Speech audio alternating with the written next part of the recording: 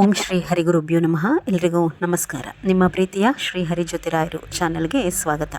ಇವತ್ತಿನ ವಿಡಿಯೋನಲ್ಲಿ ರಾಯರ ಆರಾಧನೆ, ಆಗಸ್ಟ್ ತಿಂಗಳಲ್ಲಿ ಬಂದಿರುವಂತಹ ರಾಯರ ಆರಾಧನೆಯ ಬಗ್ಗೆ ನಿಮಗೆ ಒಂದಷ್ಟು ಮಾಹಿತಿಯನ್ನು ಕೊಡ್ತೀನಿ.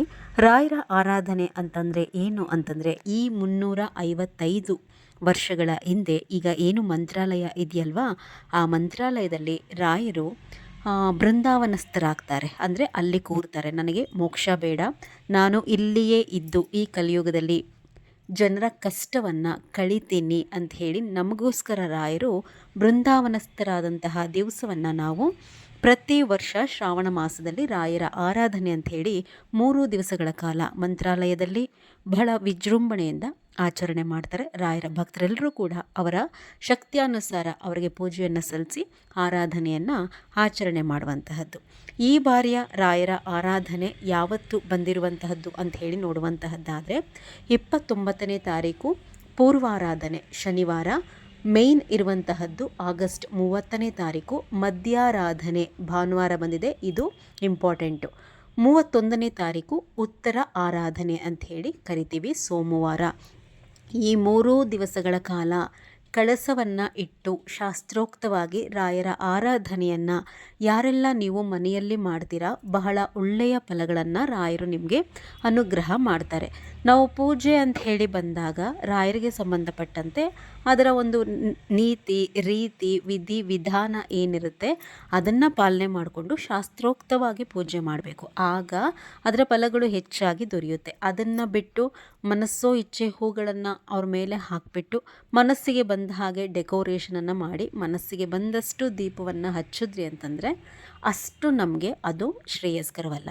ಈ ರಾಯರ ಆರಾಧನೆಗೆ ಅದರ ಹಿಂದೆ ಒಂದಷ್ಟು ದಿವಸಗಳ ಮುಂಚೆ ಮಾಡುವಂತಹ ಒಂದಷ್ಟು ವ್ರತಗಳಿದೆ, ಅದನ್ನು ಹೇಳ್ಕೊಡ್ತೀನಿ. ಮನೆಯಲ್ಲಿ ಯಾರಿಗೆಲ್ಲ ತುಂಬ ಕಷ್ಟಗಳಿದೆ ಅಂತಹವರು ತಪ್ಪದೇ ಮಾಡಿ. ಏಕೆಂದರೆ ರಾಯರ ಬೇರೆ ವ್ರತಗಳನ್ನು ನಾವು ಯಾವಾಗ ಬೇಕಾದರೂ ಮಾಡಬಹುದು, ಆದರೆ ರಾಯರ ಆರಾಧನೆ ನಮಗೆ ಸಿಗುವಂತಹದ್ದು ವರ್ಷಕ್ಕೆ ಒಂದೇ ಬಾರಿ. ಅದರ ಜೊತೆಯಲ್ಲಿ ಈ ಆರಾಧನೆಯ ಹಿಂದೆ ಮುಂದೆ ಏನು ವ್ರತಗಳನ್ನ ನಾವು ಮಾಡ್ತೀವಲ್ವಾ, ಅದಕ್ಕೆ ಬಹಳಷ್ಟು ಶಕ್ತಿ ಇರುತ್ತೆ. ಖಂಡಿತ ಸರಿಯಾಗಿ ಮಾಡಿದ್ದೇ ಆದರೆ ಬಹಳಷ್ಟು ಫಲಗಳು ನಿಮ್ಮದಾಗುತ್ತೆ. ಈ ರಾಯರ ಆರಾಧನೆಯನ್ನು ಹೋದ ವರ್ಷ ನಾನು ನನ್ನ ಇನ್ನೊಂದು ಚಾನಲ್ ಶ್ರೀ ರಾಘವೇಂದ್ರ ಕಾರುಣ್ಯ ಅದರಲ್ಲಿ ಹೇಳಿಕೊಟ್ಟಿದ್ದೆ. ತುಂಬ ಜನ ಮಾಡಿ ಒಳ್ಳೆಯ ಫಲಗಳನ್ನು ಕಂಡವರುಂಟು. ಯಾವತ್ತೂ ನಮ್ಮ ಮನೆಯಲ್ಲಿ ಇಲ್ಲದಂತಹ ಒಂದು ಪಾಸಿಟಿವ್ ವಾತಾವರಣ ಅವತ್ತಿನ ದಿವಸ ರಾಯರ ಪೂಜೆ ನೀವು ಹೇಳಿಕೊಟ್ಟ ಹಾಗೆ ಮಾಡಿ ನಮ್ಮ ಮನೆಯಲ್ಲಿ ಆಯಿತು ಅಂಥೇಳಿ ಇನ್ಸ್ಟಾಗ್ರಾಮಲ್ಲಿ ತುಂಬ ಜನ ಅವತ್ತು ನನಗೆ ಫೋಟೋಸನ್ನು ಸೆಂಡ್ ಮಾಡಿದರು. ನಾನೇ ಕೇಳ್ಕೊಂಡಿದ್ದೆ, ನೀವು ಹೇಗೆಲ್ಲ ಪೂಜೆ ಮಾಡಿದಿರ ಕಳಿಸಿ, ಅದನ್ನು ನನ್ನ ಚಾನಲ್ನಲ್ಲಿ ಹಾಕ್ತೀನಿ ಅಂತ ಹೇಳಿ. ತುಂಬ ಸಂತೋಷವಾಗಿತ್ತು ನನಗೆ ಆ ಫೋಟೋಸ್ನೆಲ್ಲ ನೋಡಿ.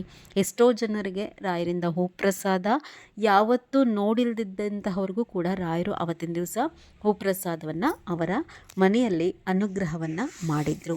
ಸರಿಯಾದಂತಹ ರೀತಿಯಲ್ಲಿ ಪೂಜೆ ಮಾಡಿ. ನಿಮ್ಗೆ ಯಾರೂ ಕೂಡ ಅಷ್ಟು ನೀಟಾಗಿ ಹೇಳ್ಕೊಡೋದಿಲ್ಲ, ಅಷ್ಟು ವಿವರವಾಗಿ ನಾನು ಪೂಜೆಯ ಡೀಟೇಲ್ಸನ್ನು ಹಾಕ್ತಾ ಹೋಗ್ತೀನಿ. ಎರಡೂ ಚಾನಲನ್ನು ನೋಡಿ, ಶ್ರೀ ರಾಘವೇಂದ್ರ ಕಾರುಣ್ಯ ಜೊತೆಯಲ್ಲಿ ಶ್ರೀಹರಿ ಜೊತೆ ರಾಯರು, ಎರಡೂ ಚಾನಲಲ್ಲಿ ಹಾಕ್ತಾ ಹೋಗ್ತೀನಿ. ನೋಡಿ ಅದರಂತೆ ಮಾಡ್ಕೊಳ್ಳಿ. ಈ 3 ದಿವಸ ಏನಿದೆಯಲ್ವ, ನಾನು ನಿಮಗೆ ಹೇಳ್ದೆ ಅಲ್ಲ ರಾಯರ ಆರಾಧನೆ ಅಂತ ಹೇಳಿ, ಆ 3 ದಿವಸಗಳ ಕಾಲ ನಾವು 10 ಸೇವೆಗಳನ್ನು ಮನೆಯಲ್ಲೂ ಮಾಡಬಹುದು, ಜೊತೆಯಲ್ಲಿ ಮಠದಲ್ಲೂ ಕೂಡ ನಾವು ಮಾಡಬಹುದು. ಇನ್ನೊಂದೇನು ಇವಾಗ ಅಂತಂದರೆ ನೋಡಿ, ಈ ಸಮಯದಲ್ಲಿ ಈ ರಾಯರ ಆರಾಧನೆಯನ್ನು ಬಳಸ್ಕೊಂಡು ಕೆಲವೊಂದು ಮಠಗಳು ನಾವು ನಿಮ್ಮ ಹೆಸರಿನಲ್ಲಿ ಆ ಸೇವೆ ಮಾಡ್ತೀವಿ, ಈ ಸೇವೆ ಮಾಡ್ತೀವಿ, ಅಷ್ಟು ಹಣ ಆಗುತ್ತೆ, ಇಷ್ಟು ಹಣ ಆಗುತ್ತೆ, ಅದನ್ನು ನೀವು ಕಟ್ಟಿ ನಿಮ್ಮ ಹೆಸರು ಬರೆಸಿ ಅಂತೇಳಿ ಈಗಾಗಲೇ ಇನ್ಸ್ಟಾಗ್ರಾಮಲ್ಲಿ ಫೇಸ್ಬುಕ್ಕಲ್ಲೆಲ್ಲ ನಾವು ನೋಡ್ತಾ ಇದ್ದೀವಿ. ಈ ರೀತಿಯ ಸೇವೆಗಳನ್ನ ನಿಮಗೆ ಶಕ್ತಿ ಇಲ್ಲದೇ ಇದ್ದರೂ ಕೂಡ ತುಂಬ ದುಡ್ಡು ಕಟ್ಟಿ ಮಾಡಿಸಿದ್ರೇ ನಮಗೆ ರಾಯರು ಒಲಿತಾರೆ ಅನ್ನುವಂತಹ ಮನೋಭಾವನೆ ಇಟ್ಕೊಂಡು ದುಡ್ಡಿಲ್ದಿದ್ರೂ ಕೂಡ ಸಾವಿರಾರು ರೂಪಾಯಿ ಕಟ್ಟಿ ಯಾವುದೇ ಸೇವೆಯನ್ನು ಮಾಡಿಸ್ಲಿಕ್ಕೆ ಹೋಗಬೇಡಿ. ನಿಮಗೆ ಶಕ್ತಿ ಇತ್ತಾ ಮಾಡಿಸಿ, ಬೇಡ ಅಂತ ಹೇಳೋದಿಲ್ಲ. ಶಕ್ತಿ ಇಲ್ಲ ಅಂತಂದರೆ ದಯಮಾಡಿ ಆ ರೀತಿಯ ಯಾವುದೇ ಸೇವೆಗಳಿಗೆ ಹಣವನ್ನು ಕಟ್ಟಲಿಕ್ಕೆ ಹೋಗಬೇಡಿ. ನೀವು ಮಠಗಳಲ್ಲಿ ನಿಮ್ಮ ಕೈಯಾರೆ ಮಾಡುವಂತಹ ಸರಳವಾಗಿ ಯಾವುದೇ ದುಡ್ಡು ಖರ್ಚಿಲ್ದಲೇ ಮಾಡುವಂತಹ ಸೇವೆಗಳನ್ನ ನಾನು ನಿಮಗೆ ಹೇಳ್ಕೊಡ್ತೀನಿ, ಮುಂದೆ ಮಾಡೋರಂತೆ. ಹಣ ಖರ್ಚು ಮಾಡಿ ನಾವು ಸೇವೆ ಮಾಡಿದ್ರಷ್ಟೇ ಅಥವಾ ತುಂಬ ದುಡ್ಡು ಖರ್ಚು ಮಾಡಿ ನಾವು ರಾಯರ ಅಲಂಕಾರ ಡೆಕೋರೇಷನ್ ಮಾಡಿದ್ರಷ್ಟೇ ರಾಯರು ಒಲಿತಾರೆ ಅಂತ ಹೇಳಿ ನೀವೇನಾದರೂ ಭ್ರಮಿಸಿದ್ರೆ ಖಂಡಿತ ಅದು ನಿಮ್ಮ ಭ್ರಮೆ. ರಾಯರೆಲ್ಲವನ್ನ ನೋಡ್ತಾ ಇರ್ತಾರೆ. ಕೇವಲ ನಮ್ಮ ಅಲಂಕಾರಕ್ಕೆ ರಾಯರು ಒಲಿಯೋ ಹಾಗಿದ್ದರೆ ಇನ್ಯಾಕಿತ್ತು. ಅವರು ನೋಡುವಂತಹದ್ದು ನಮ್ಮ ಒಂದು ನಿಷ್ಕಲ್ಮಶವಾದಂತಹ ಮನಸ್ಸು. ನಿಮ್ಮ ಮನಸ್ಸಿನಲ್ಲಿ ಎಷ್ಟರ ಮಟ್ಟಕ್ಕೆ ರಾಯರನ್ನ ನಂಬಿದ್ದೀರಾ, ಎಷ್ಟರ ಮಟ್ಟಕ್ಕೆ ರಾಯರನ್ನ ಪ್ರೀತಿಯಿಂದ ಆರಾಧಿಸ್ತೀರಾ. ಅಲ್ಲಿ ಒಂದು ನಿಸ್ವಾರ್ಥತೆ, ಭಕ್ತಿ, ಶ್ರದ್ಧೆ, ಪ್ರೀತಿ ಇತ್ತು ಅಂತಂದರೆ ಖಂಡಿತವಾಗಿ ರಾಯರು ಅನುಗ್ರಹ ಮಾಡ್ತಾರೆ ಹೊರತು ನೀವು ಹಣ ಖರ್ಚು ಮಾಡಿಯೇ ಮಾಡುವಂತಹ ಸೇವೆಗಳಿಗೆ ರಾಯರು ಒಲಿತಾರೆ ಅಂತ ಹೇಳಿ ಅಲ್ಲ. ಇದಿಷ್ಟು ಕೂಡ ರಾಯರ ಆರಾಧನೆಗೆ ಸಂಬಂಧಪಟ್ಟಂತೆ ಒಂದಷ್ಟು ಮಾಹಿತಿಯನ್ನು ಕೊಟ್ಟಿದ್ದೀನಿ. ಚಾನಲನ್ನು ರೆಗ್ಯುಲರ್ ಆಗಿ ನೋಡಿ, ಹೊಸಬ್ರಾಗಿದ್ರೆ ಸಬ್ಸ್ಕ್ರೈಬ್ ಮಾಡಿಕೊಳ್ಳಿ. ಇನ್ನೂ ಹೆಚ್ಚಿನ ಮಾಹಿತಿ ಒಟ್ಟಿಗೆ ನಿಮ್ಮ ಮುಂದೆ ಬರ್ತೀನಿ. ನಮಸ್ಕಾರ.